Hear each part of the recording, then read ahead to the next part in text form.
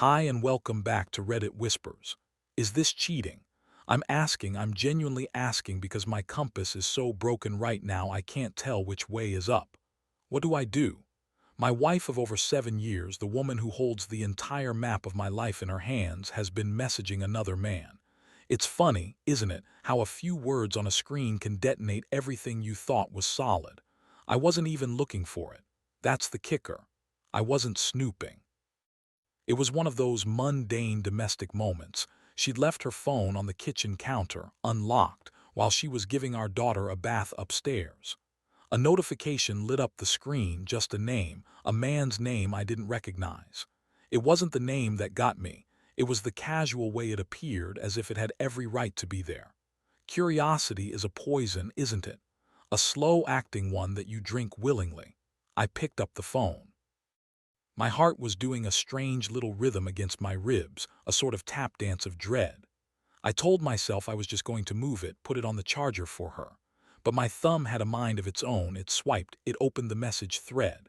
And there it was, the demolition ball. My world cleaved into a before and after in the space of a single sentence from her. The only message I read, the one that's been branded onto the inside of my eyelids, was "Couldn't fancy you more right now."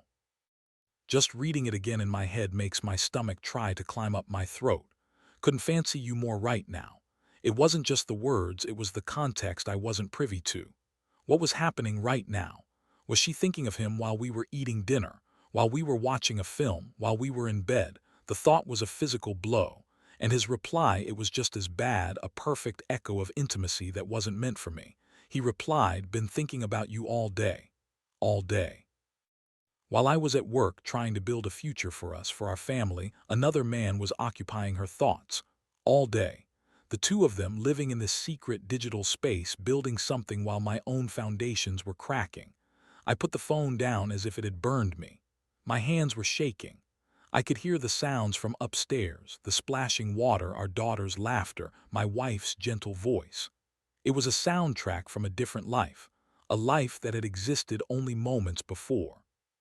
The disconnect was terrifying. How could that domestic bliss be happening up there while down here in the quiet of our kitchen, our marriage was bleeding out on the counter? I didn't know what to do. My first instinct was to run, to just get out of the house, but my feet felt like they were nailed to the floor. Then I wanted to smash something, to unleash this hot, violent pressure that was building in my chest. But the silence of the house just swallowed it. I waited. The minutes stretched into an eternity. When she came down, her face was flushed from the steam of the bathroom. She was smiling, beautiful, and I felt a wave of nausea. How could she look so normal, so happy? We both agreed she wouldn't see him. That came later, after the confrontation. The confrontation itself was a blur of clumsy words and her frantic denials. I approached her, my voice sounding strained and unfamiliar even to my own ears. I asked her about the messages, about him.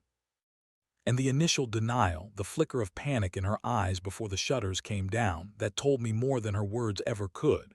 She said it was harmless, flirty messages and has been going for 6 weeks. 6 weeks. For 6 weeks this parallel life had been running alongside ours. For 6 weeks she had been sharing a part of herself with someone else. Harmless. That was the word she kept using, like an incantation to ward off the severity of it. Harmless. Flirty. Banter. Just a bit of fun. She swore nothing had happened, that it was just an ego boost. He goes to the gym she works at, she's a personal trainer. And that little detail, the physical proximity of him, it was like a fresh stab of pain. So he wasn't just a collection of pixels on a screen. He was real. He was flesh and blood. He was in her physical space. She works there, so she sees him. Did she wear a certain top to work, hoping he'd notice? Did her heart beat a little faster when he walked in? These are the questions that have been torturing me, the little movies that play in my head on a loop. We had a long conversation that night. It went on for hours until the sun started to creep up, painting the sky in shades of gray and pink. And in a strange way, it was really positive. We talked more than we had in years. Tears were shed on both sides. She confessed to feeling lonely, unseen by me. She said the messages were a stupid mistake, a symptom of our problems, not the cause. And I had to admit she was right. I have a part to play in our failings as a couple. I couldn't deny it. For a long time, I've been going out, going away, and basically acting like a single man. My nickname among my friends, a joke that suddenly felt deeply unfunny, was the most single married man. I chased my own freedom, my own space, and in doing so I had created a void right next to me, a void she had tried to fill with attention from someone else. So we talked, we cried, we held each other. We made promises. She would block his number. She would never message him again. We both agreed she wouldn't see him, that she would do her best to avoid him at the gym, change her hours if she had to. We would go to counseling. We would make time for each other. We would try to fix what was broken. I went to bed that morning feeling a fragile sense of hope. I thought we had a path forward. I thought the worst was over, but I keep having these waves of anxiety. It started subtly, a little tremor of unease in the pit of my stomach, but it's grown day by day into a tidal wave that crashes over me without warning. It's like a manic episode, and I have to find out more. The positive conversation, our agreement, it's not enough. The not knowing is a cancer. My mind obsesses over the details. What did the other messages say? Were there pictures? Did they talk on the phone?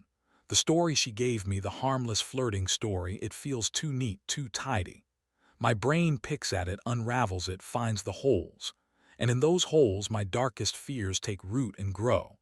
I can be fine one minute, we can be laughing together, a normal couple, and then a thought will hit me, a memory of the message, and the floor will just drop out from under me. The air gets thin, my heart starts hammering against my ribs, and I have to get out. I have to be alone.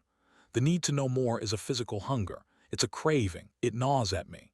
It whispers to me that I'm a fool for believing her, that there's more, there has to be more. I can't eat. I can't focus. The world feels muted, like I'm watching it through a thick pane of glass. The only thing that feels real is the churning in my gut. This anxiety, it's a parasite, and it's feeding on our supposed reconciliation. It's telling me I can't heal until I know the full extent of the wound.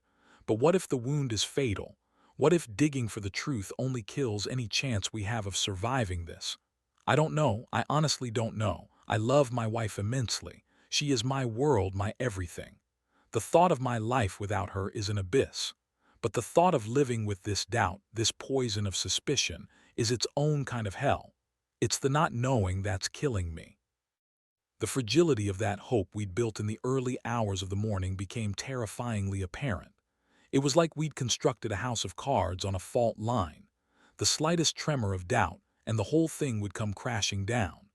I tried to hold on to her words, to the sincerity I saw in her tear-filled eyes.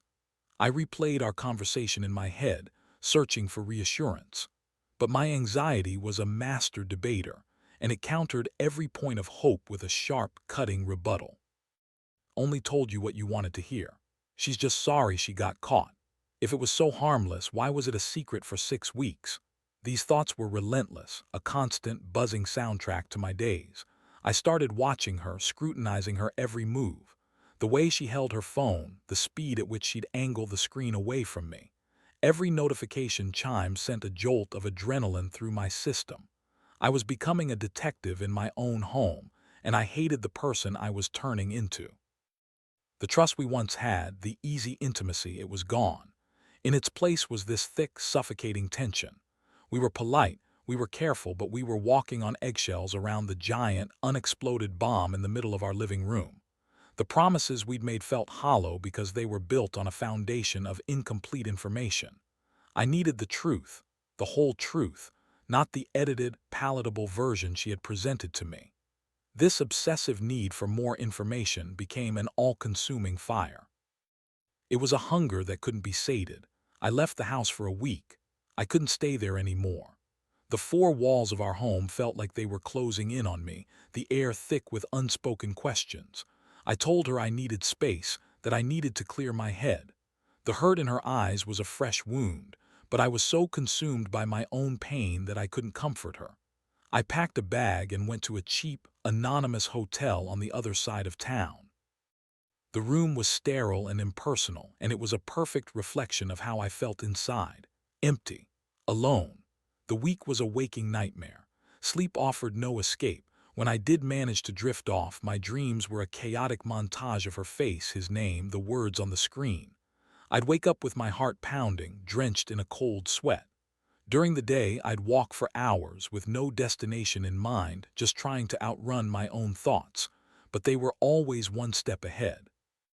I replayed every moment of our relationship, searching for clues, for warning signs I might have missed. Had she been distant? Had she been secretive? My memory was a traitor, twisting innocent moments into something sinister. A late night at work, a new group of friends, a sudden interest in her appearance. Everything was now evidence in the case I was building against her. The anxiety was a physical entity. It was a lead weight in my stomach, a tight band around my chest. It made my hands tremble, my vision blur. I had my first full-blown anxiety attack in that sterile hotel room. It came out of nowhere. I was just sitting on the edge of the bed, staring at the blank television screen, and then suddenly I couldn't breathe. My heart was going to explode. The walls were caving in. I was convinced I was dying. I somehow managed to call the front desk and they sent paramedics. By the time they arrived, the worst of it had passed, leaving me exhausted, shaky, and utterly terrified. I had never suffered with any mental health issues before this. I've always been the strong one, the stable one. To feel so completely out of control of my own mind was a profound and deeply humbling horror. The doctor I saw afterwards was kind. He listened patiently as I stumbled through a disjointed explanation of what was happening in my life. He gave me a name for what I was experiencing: acute anxiety, panic attacks. He prescribed medication, little pills that I stared at for a long time before I could bring myself to take them. It felt like a defeat, an admission that I was broken. But I was desperate. I would have done anything to silence the screaming in my head. I'm struggling. I'm really struggling. The medication has taken the edge off. It's lowered the volume of the panic, but the underlying anxiety is still there, a constant hum beneath the surface. It's a part of me now. Came back, and when she was out, I went through emails on her laptop. The week away didn't give me the clarity I was hoping for. It just amplified my obsession. I knew I couldn't go on like this. I had to know. I went home because I couldn't bear to be away from my daughter any longer, but also because I had a plan. A desperate, ugly plan. I waited for the moment. She took our daughter to the park. The house was quiet. My heart was hammering so loud I was sure she could hear it halfway across town. I walked into our home office, the room where we managed our lives, our bills, our future, and I sat down at her laptop. My hands were shaking so badly I could barely type in her password. It's a password I've known for years, a combination of our daughter's name and birthday. The intimacy of that knowledge felt like a betrayal in that moment. I opened her email and I started to dig. I felt like a ghoul, a grave robber desecrating something sacred. This was her private space, her thoughts, her life, and I was violating it.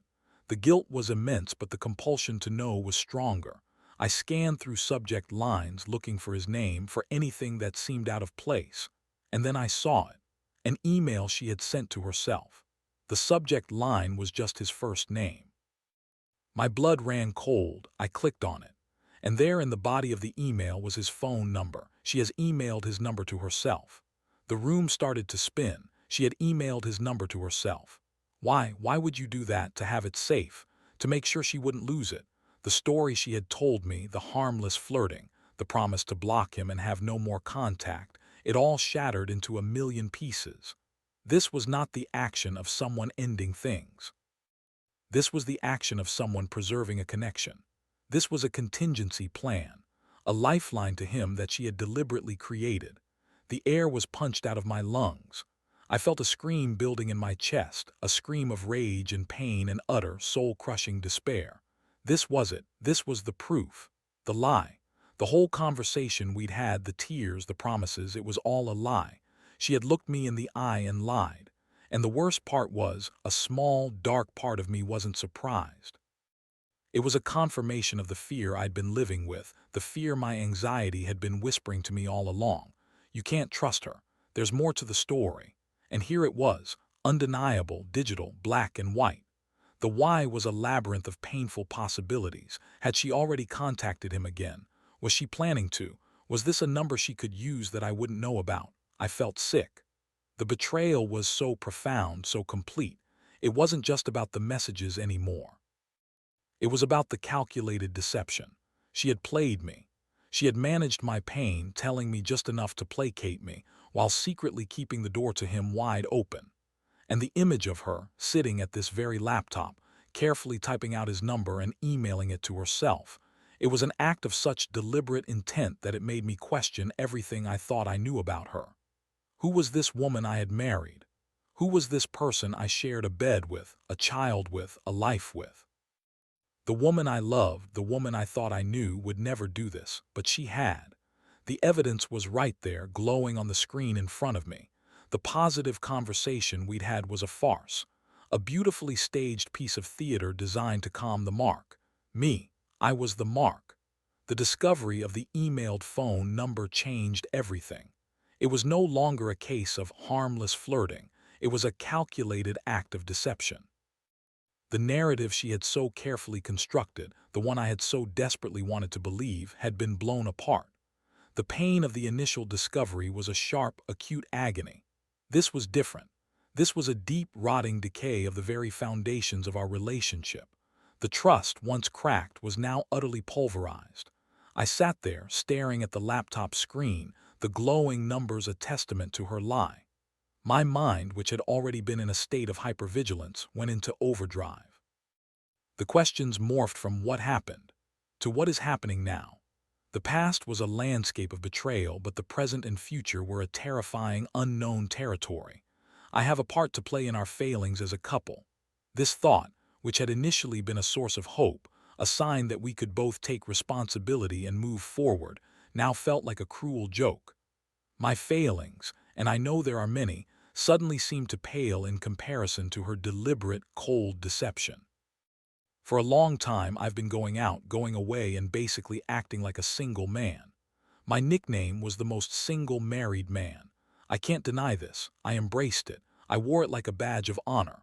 There were the weekend trips with my friends, the golf trips, the fishing trips, the boys' nights out that stretched into the early hours of the morning. I was chasing a phantom of my youth, a freedom that is incompatible with marriage and fatherhood. I took her for granted. I assumed she would always be there, the steady anchor to my drifting ship. I saw her as the reliable, sensible one, the one who managed the home, our daughter, our life, while I was out living mine. I was present physically, but my emotional and mental energy was often elsewhere. I can see that now with a clarity that is agonizing. I created a vacuum, a space in our marriage defined by my absence. I starved her of the attention and intimacy she needed, the attention and intimacy she deserved. And in that vacuum, someone else had stepped in. My guilt is a heavy cloak. I know I am not blameless. My actions, or rather my inaction, my emotional neglect, contributed to the state of our marriage. I laid the tinder, but she was the one who lit the match and then lied about the fire. And that is the distinction I am struggling with. Can my neglect, my emotional absence, ever justify her deception? Does my failure as a husband give her a free pass to lie to my face, to make plans behind my back, to keep a line of communication open with a man she told me she would cut all ties with? I don't think it does. But my own guilt complicates the anger. It dilutes the righteous fury I feel I should have. Every time I feel a surge of rage towards her, a wave of self-loathing follows closely behind. We are both at fault. But are we equally at fault? I don't know. All I know is that we are trapped in this toxic dance of blame and guilt, and I don't know how to stop the music. But I haven't cheated. In all my years of acting like the most single married man, in all my nights out and weekends away, I have never been unfaithful. The thought never even crossed my mind in a serious way. My commitment to her, to our marriage, was something I thought was immutable, a core principle of my being. I may have been a neglectful husband, an absent partner, but I was a faithful one, and I foolishly believed that this was enough. I thought that as long as I didn't cross that ultimate line, everything else was forgivable. I was wrong. I see now that there are other ways to betray a person, other ways to break a vow. You can betray someone with your absence, with your indifference, with your emotional distance. I have been guilty of all of these, but her betrayal feels different. It feels more direct, more personal, more pointed. Mine was a crime of omission. Hers feels like a crime of commission. We have a young daughter. She is the light of my life. She is the one pure, untainted thing in this whole mess. When I look at her, my heart aches with a love so fierce it's overwhelming. She is the reason I am still here, the reason I haven't just walked away. The thought of shattering her world, of breaking our family apart, is unbearable. I see my wife in her, the way she smiles, the way she tilts her head when she's curious. And I see myself in her, my stubbornness, my sense of humor. She is a perfect fusion of the two of us, a living, breathing symbol of the love we once shared. How can I destroy that? How can I look her in the eye and tell her that her mummy and daddy aren't going to live together anymore? The thought is a physical pain. But then, how can I raise her in a house filled with lies and resentment? What kind of example would that be? A father who is eaten alive by anxiety and suspicion, and a mother who is living a secret life. Is that a healthy environment for a child? I am trapped between two impossible choices: stay and live with the poison, or leave and destroy the only world my daughter has ever known. I love my wife immensely. That is the tragedy of it all. Despite the anger, despite the betrayal, despite the lies, I still love her. I love the woman she was when we met, the woman who made me laugh so hard I couldn't breathe. I love the woman who held my hand through the darkest days of my life. I love the mother she is to our child, the fierce, protective, gentle way she cares for her. That woman is still in there somewhere beneath the layers of secrets and deception. I catch glimpses of her sometimes, in a shared joke, in a fleeting moment of connection. And in those moments, the hope that I thought was dead flickers back to life. I want to save us. I desperately want to find a way back to the couple we used to be. I do not want to be without my family. My family is my identity. It is my past, my present, and what I hoped would be my future. The thought of a life without them, of waking up in an empty house, of seeing my daughter only on weekends, it's not a life I want to live. But I'm suffering from no sleep, anxiety, and anxiety attacks. I am not the man I was a few weeks ago. I am a ghost. I walk through the days in a fog of exhaustion and fear. The nights are the worst. Sleep is a luxury I can no longer afford. When I close my eyes, the movie starts playing in my head. The messages, the emailed number, the imagined conversations, the imagined touches. I am tormented by 1,000 different scenarios, each one more painful than the last. The anxiety is a constant companion. It's a physical weight on my chest, a knot in my stomach. The anxiety attacks are terrifying. They come out of nowhere, a sudden, overwhelming wave of panic that convinces me I am about to die. My heart races, I can't catch my breath, the world shrinks to a pinprick. I have never suffered with any mental health issues and currently been prescribed medication from my doctor. This is a new and terrifying landscape for me. I've always prided myself on my resilience, my ability to handle anything life threw at me. To be brought to my knees by this, to be so utterly broken that I need medication just to function, is a humbling and frightening experience. I feel weak. I feel ashamed. I'm struggling. I'm really struggling.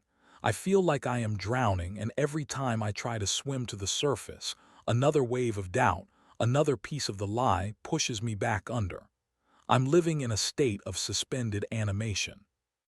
I have this knowledge now, this ugly, irrefutable proof of her deception, the emailed phone number, and I don't know what to do with it. It sits in my mind like a radioactive isotope, poisoning every interaction, every shared meal, every goodnight kiss. Every time I look at her, I see the lie. I see her sitting at her laptop, securing a connection to another man while I was clinging to the hope that we could fix us. The silence is deafening. I haven't confronted her yet. How could I? The moment I tell her I went through her emails, I shatter any remaining semblance of trust between us. I become the villain, the snooper, the one who violated her privacy. My legitimate pain and betrayal will be overshadowed by my own transgression. She will be able to deflect, to turn the tables on me. "How could you not trust me?" she'll ask. and the hypocrisy of it will be so staggering I don't know if I could even respond. So I say nothing. I carry this knowledge alone, and the weight of it is crushing me. We are living in a horribly polite, terribly fragile truce. We talk about the weather, we discuss what to have for dinner, we coordinate our daughter's schedule. We are two actors playing the part of a married couple, but we've both forgotten our lines. The air is thick with the unspoken. I watch her, trying to read her face, trying to see if there's any hint of guilt, any sign of the secret she's keeping. But she is a masterful performer. She is calm, she is attentive, she is the loving wife. Is this what the rest of our life will be? A performance? A charade for the benefit of our daughter, our friends, our families? The thought fills me with a cold, bleak despair. My anxiety has found a new focus. It's no longer just about what happened in the past. It's about what could be happening right now. Is she still in contact with him? When she's on her phone, typing furiously and smiling at the screen, is it a friend or is it him? When she says she's going to the gym, is she going to work or is she going to see him? My mind has become a prison, and I am the warden, the prisoner, and the architect of my own torture. I imagine them together. I can't stop myself. I picture him, this faceless man from the gym, and I give him a voice, a personality. I imagine their conversations, the inside jokes they must have, the way he makes her laugh. Do they talk about me? Am I the pathetic, clueless husband in their secret narrative? The thought is a humiliation that burns in my gut. I really do not want to lose her. This is the thought that echoes in the silent moments.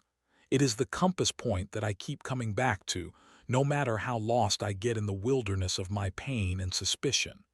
Beneath the anger, beneath the hurt, the love I have for her remains. It is a stubborn, resilient thing. I remember our wedding day. I remember the look in her eyes as she walked towards me, the absolute certainty I felt that I was the luckiest man in the world. I remember the birth of our daughter, the way my wife looked at me over our child's head, a look of such profound love and connection that it felt like the world had shifted on its axis. I want that back. I want my wife back. I want my life back. But is that even possible? Can you ever truly come back from a betrayal like this? Can trust, once so completely shattered, ever be rebuilt?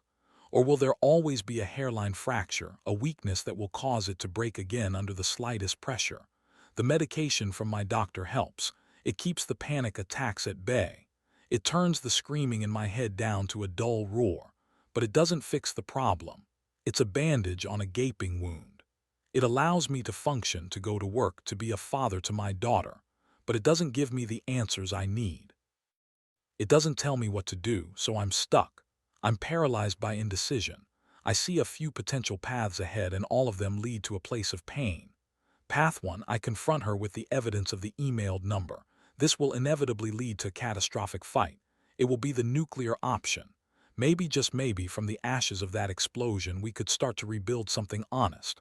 Or maybe, more likely, it will be the end. The final, fatal blow to our marriage. She will leave, or I will. And our daughter's world will be torn in two. Path 2, I say nothing. I try to bury the knowledge. I try to move on. I focus on my own failings, on being a better husband, on trying to win her back. I live with the poison of suspicion, hoping that one day it will lose its potency. But can I do that? Can I live a lie? Can I kiss her good night every night, knowing that she is capable of such profound deception? Can I ever feel secure in our relationship again? It feels like a life sentence of anxiety. Path 3, I leave. I make the decision to end our marriage. I protect myself from further lies, further betrayal. I choose my own sanity over the preservation of our family unit. But the thought of this is an agony. It means giving up on the woman I love. It means breaking my daughter's heart. It means admitting defeat. It means a future of loneliness and regret. Every option is a bad option. Every choice leads to loss. And so I do nothing.